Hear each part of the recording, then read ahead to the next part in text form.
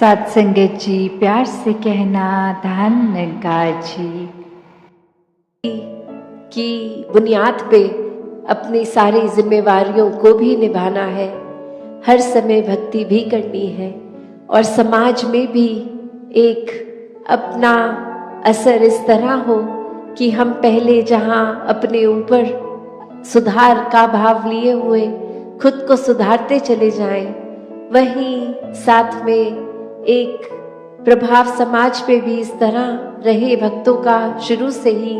कि अपना भी कल्याण है, औरों का भी कल्याण है। कोई भी काम भक्त किसी भी समय एक सेल्फिश होके सिर्फ अपने लिए नहीं करते। भक्तों को तो यही मन में होता है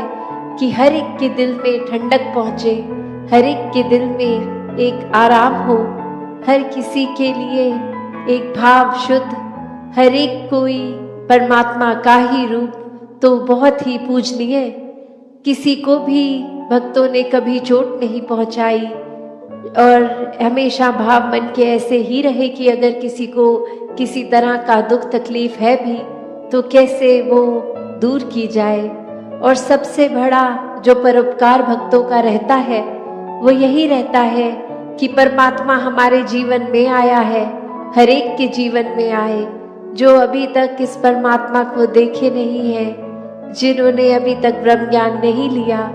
वो भी कैसे अपने जीवन में एक रोशनी हर समय की ला सकते हैं। क्योंकि ये टेम्पररी अगर हम बात करते हैं तो कोई भी चीज़ हमें कुछ देर के लिए, अगर अभी डे टाइम है तो कुछ घंटों बाद अंधेरा हो जाएगा, नाइट हो जाएगी। तो ये रोशनी इस तरह तो दिख रहा है अभी सब कुछ, पर ये हमेशा की नहीं है। पर जो परमात्मा है ये सच है, ये ट्रूथ है, ये ओमनी प्रेजेंट, ये निराकार, ये हर समय की सच्चाई है, हर समय की रोशनी है। भक्तों ने यही समझाया है कि जितना ज्यादा इस परमात्मा के साथ मन को जोड़ेंगे, इसके एहसास में रहेंगे, हर काम में इसको शामिल करेंगे, तो फिर एक ये मन डामाडोल नहीं होता, मन में कोई उदासी कोई खुशी के भाव अपना प्रभाव असर नहीं छोड़ते, क्योंकि प्राथमिकता इस मन ने परमात्मा को बना लिया है। और फिर ये प्रायोरिटी बेस जब इस परमात्मा को ही हर समय दिमाग में दिल में रखते हैं तो बाकी चीज़ों का असर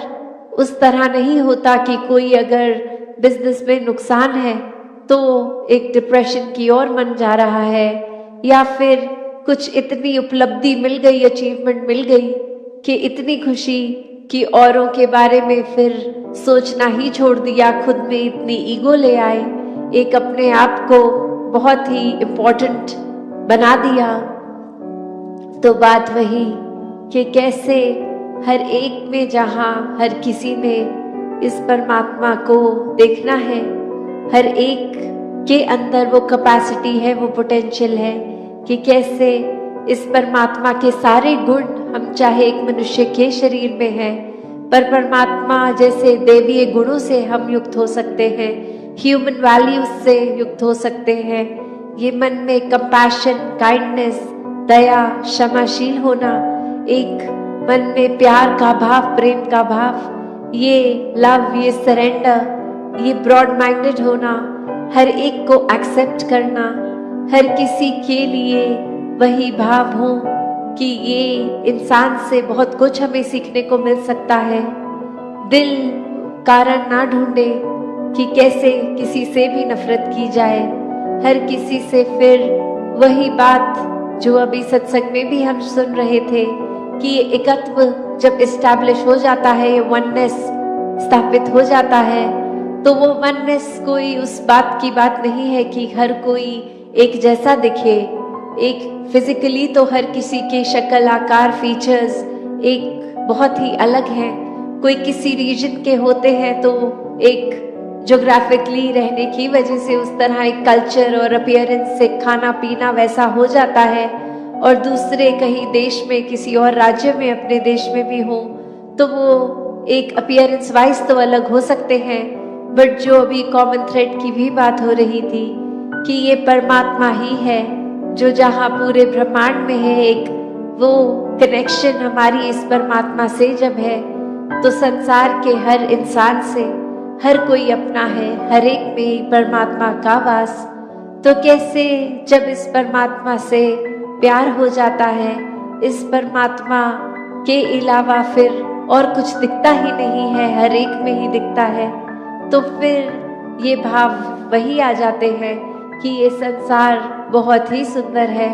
हर किसी में बहुत कुछ सीखने के लिए है, और किसी की फिर बात दिल पे चोट नहीं देती, क्योंकि फिर वही लगता है कि कोई वजह होगी, किसी का दिन अच्छा नहीं जा रहा होगा, शायद किसी की तबीयत नहीं ठीक की इतनी इरिटेशन हो रही है, इतना तंग हो रहे हैं कि कुछ खराब हमें बोल रहे हैं। तो बात वही कि हर किसी के अंदर जब ये परमात्मा दिखता है तो एक अच्छाइयों को ही भक्त उठाते हैं, किसी की कमियों को इस तरह संसार के आगे नहीं उछालते। एक दिल में अगर वाकई ही एक कंसर्न है उस इंसान के लिए, तो उस इंसान को डायरेक्टली जाके उसके पीठ पीछे एक बैक बाइटिंग नहीं, उसको सामने जाकर बोला जाता है कि ये जो आपने बात कही वो ठीक नहीं थी, इसमें अगर आप सुधार कर लें तो वाकई ही आपका सुधार हो जाएगा, अगर आप अपने थोड़ा बिहेवियरल चेंज लेके आएंगे। और फिर संत यही समझाते हैं कि बिहेवियरल चेंजेस तो टेम्पररी फिर भी हो सकते हैं, कुछ देर की लर्निंग के लिए हो सकते हैं, फिर कभी और ये बिहेवियर वापस हो सकता है अग्रेसिव एंग्री। तो फिर कैसे हर समय के लिए एक मन को शांत रखना है, शीतल रखना है, मन में सहजता रखनी है, मन में सुकून का भाव रखना है, तो इस परमात्मा से ही जुड़ना होगा, क्योंकि इस परमात्मा को दिल में बसाएंगे तो मन में ये सारे इमोशंस ठीक तरह से काम आएंगे। जैसे एक आग का एग्जाम्पल होता है फायर का, तो उसका काम तो जलाना है, पर कैसे हम अगर वो आग के ऊपर कोई तवा रख देते हैं तो वो उसको रोटी बनाने के भी फिर वो आग ही काम आती है। वो हीट अगर बहुत ठंडा दिन है तो कैसे एक फायर प्लेस में डाल देते हैं, एक बॉन फायर करके, उससे हमें आराम ही मिलता है। तो कैसे ये जहाँ एक गुस्से की, एक एंगर की भी बात है, उसको भी अगर चैनलाइज किया जाए ठीक तरह से, तो सारे ही मन के इमोशंस ये बहुत ही उपयोगी भी हो जाते हैं। हमेशा सिर्फ एक नुक्ता बदल जाते हैं, एक नजरिया बदल जाता है, एक वो बात की अगर हम कुछ भी उदाहरण लें कि कोई भी स्थिति में एक जो रुख करा जा सकता है, वो एक अच्छी तरफ भी और बुरी तरफ भी, एक परिस्थिति से हम क्या निकालते हैं वो भी एक अच्छाई निकाली जा सकती है, एक बुराई निकाली जा सकती है। तो भक्तों ने हमेशा वो अच्छाई की ओर ही रुख करना सिखाया है कि परिस्थिति अगर इस परमात्मा ने दी है तो अच्छी ही होगी। एक अगर उस परिस्थिति को अच्छा नहीं समझ रहे हम, तो वो हमारी कमी है। इस परमात्मा ने तो पूर्ण किया है इस परिस्थिति को भी। जब इस परमात्मा ने हमको जो कुछ दिया वो परमात्मा का जो दान है, तो ये परमात्मा जहाँ पूरा है तो परमात्मा की दी हुई हर परिस्थिति भी पूर्ण है। फर्क सिर्फ हमारे नजरिए का होता है कि उसको हम किस तरह देख रहे हैं, उस परिस्थिति में से हम निचोड़ क्या निकाल रहे हैं, उससे सिखलाई क्या निकाल रहे हैं। क्या हम सिर्फ हमारे अनुसार कुछ नहीं हुआ तो उसके वजह से इस परमात्मा को ही कोस रहे हैं,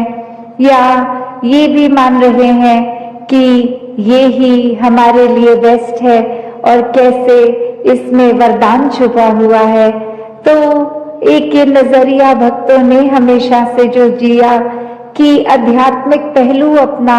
हर किसी ने जहाँ एक बहुत ही उस नजरिए का बनाना है कि जीवन में ये शरीर मिला है, ये मटेरियलिस्टिक वस्तुएं मिली हैं, घर बार रिश्तेदारी बहुत कुछ मिला है, तो क्या इसी में पूरा समय रहकर इस परमात्मा के लिए समय नहीं निकालना, या फिर एक चुनाव अपना है कि इस परमात्मा के प्यार के रंग में ऐसे रंगे जाएं कि कोई दुनियावी रंग फिर छू नहीं सकता। ये पक्के का रंग, ये एक हर समय रहने वाला रंग, और इस रंग को जिसने भी अपने ऊपर लगाया वो हमेशा के लिए आनंदित हो गए। एक जीवन हर समय के लिए झूम झूम के जिया गया। और वो फिर बात कि भक्तों के जीवन में भी विपरीत परिस्थितियां आईं, तो भी उन्होंने कभी इस परमात्मा से विश्वास नहीं तोड़ा। तो बात वही कि परमात्मा के प्यार में जो रंग जाते हैं वो खुद ब खुद बदल जाते हैं। एक सामाजिक रूप से चाहे रहन सहन वैसा ही रहेगा जैसे ये परमात्मा के प्यार से पहले का था, वो एक शक्ल आकार सब सेम रहेगा। सिर्फ और सिर्फ जो बदला जाएगा वो मन के भाव बदलते हैं। तो ऐसा ही बदलाव हर किसी के जीवन में मुबारक बदलाव होता है कि ये एक संसार में जितने भी अलग अलग प्रकार के चाहे इंसानों के साथ मुलाकात होनी, और वो एक अलग अलग कल्चर बैकग्राउंड, दिखने में अलग, खान पान अलग, सब तरह से वो एक डाइवर्सिटी रूप, और कैसे वो होने के बावजूद भी सब परमात्मा के साथ जो एकत्व के बंधन में है, तो हर एक को एक दूसरे में परमात्मा ही नजर आता है। और कैसे फिर एक ये एकत्व ही दिल पे हर समय का, और उससे फिर कोई किसी में फर्क नहीं दिखता, कोई ऊंच नीच, जाति पाति, प्रांति, कुछ भी फर्क नहीं, सब अपने हैं, सब ही पूजनीय हैं। तो कैसे ये परमात्मा का वास तो पूरी सृष्टि के कण कण में है, और वहीं जो हर किसी में भी, और यही परमात्मा को देखना ब्रह्म ज्ञान है कि इस परमात्मा को जब हर समय के लिए ये दिखाई देगा कि हर जगह ही मौजूद है, तो फिर एक जहां अपनी भी चेतनता जाग उठेगी। एक जो सच्ची बात है जो भक्तों ने युगों युगों से समझाई है कि दुनियावी एक दौलत तो आज है कल नहीं, इसने बदल जाना है, एक माया का रूप बदल जाना है,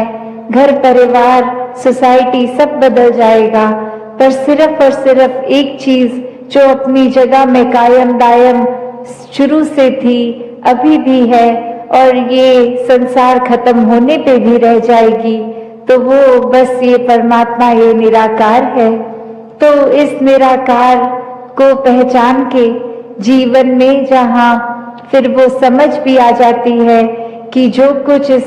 निराकार ने दिया है उसका सदुपयोग ही करना है, किसी के नुकसान का कारण अपने आप को या किसी वस्तु को नहीं बनाना, मन में भाव हर किसी के लिए एक शुद्ध विचार रखते हुए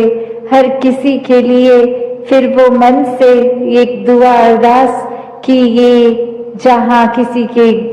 घर में जीवन में एक स्वास्थ्य रूप किसी भी तरह का एक नुकसान हो रहा है, तो वो भी एक भक्तों का दिल तो इस तरह पिघलता है, किसी को देखकर ठीक नहीं है तो उनसे ज्यादा उनका दर्द भक्त समझते हैं। तो कैसे ऐसे वाले जीवन को मुबारकबाद जीवन कहा जाता है। ये एक परोपकारी जीवन होता है, अपने लिए सेल्फ सेंटर्ड होके, सेल्फिश होके, ये अपने ऊपर केंद्रित नहीं, पूरे संसार की भलाई के लिए भक्त अपना जीवन लगा देते हैं, पूरी ह्यूमैनिटी, पूरी मानवता के लिए ये संसार में आकर। तो कैसे जहाँ एक मन में भी भाव होते हैं कि ये एक समान अगर नहीं भी कोई दिख रहा पर सब ही एक है, तो भाव वही के भक्तों ने युगों से ये जो संदेश दिया है कि कैसे इस परमात्मा को जानकर फिर अपने जीवन में बदलाव आ सकता है। ये जीवन बहुत ही सहज जिया जा सकता है। ये मन एक स्थिर करके हर समय रखा जा सकता है। इस स्थिर के साथ नाता जोड़ लिया तो मन भी स्थिर। ये एक दुनियावी आंधियां आती भी हैं अगर, तो वो कुछ पीस ऑफ माइंड, ये चैन और सुकून दूर नहीं कर सकती। फिर तो हर किसी एक अवस्था में ही लगता है कि ये बहुत ही अच्छा समय निकल रहा है। अगर कुछ है भी तो ये परमात्मा ने बहुत जल्दी काट देना है। तो कैसे एक जीवन में हर कोई इस रंग में ही रंगा रहे। तो अब दौड़ने का समय है। और जो चौथी कैटेगरी ऐसे भी होते हैं घोड़े जिनको चाबुक सिर्फ दिखा दें या धूप के समय जमीन पे वो चाबुक की परछाई को ही देख लेंगे, वो समझ जाएंगे कि दौड़ना है। उसी तरह हम अगर सत्संग में आ रहे हैं तो हम किस तरह के वो अपने मन की अवस्था से आ रहे हैं। क्या ये सत्संग आ रहे हैं तो आपसी सिर्फ एक संतों से मेल मिलाप करके बातचीत करके ही घर जा रहे हैं, या फिर कुछ भी एक पुकारा जा रहा है, जो संदेश दिया जा रहा है वो चाहे पहले घोड़े की तरह जिसको हर समय चाबुक मारो तो कोई असर नहीं, वही सत्संग में आते हैं, इधर उधर ध्यान अपना रखते हैं, मूल जो संदेश दिया जा रहा है उस पे ध्यान नहीं देते,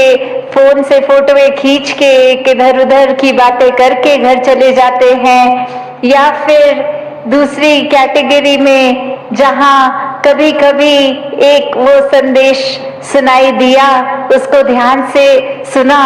कुछ देर तो उस पे चला, फिर रुक गए। तो सिर्फ सत्संग के दौरान ही हमने एक अपनी अच्छाई नहीं बाहर लानी, सिर्फ आपसी एक सहयोग करते हुए एक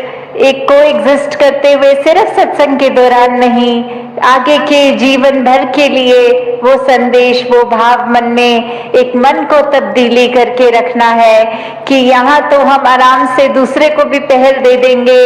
सत्संग में तो हम अपना स्थान छोड़ के दूसरों को भी बैठा देंगे, पर क्या आगे बस में, ट्रेन में भी क्या हम ऐसा करते हैं कि नहीं करते। किस तरह एक वो रूप, फिर वो तीसरा एग्जाम्पल जिसको सिर्फ आवाज ही उस चाबुक की सुनती थी तो वो उतने में ही भाग लेता था, कि किस तरह एक आवाज जब हम सत्संग में भी सुनते हैं। संगत जी, धन नंगाज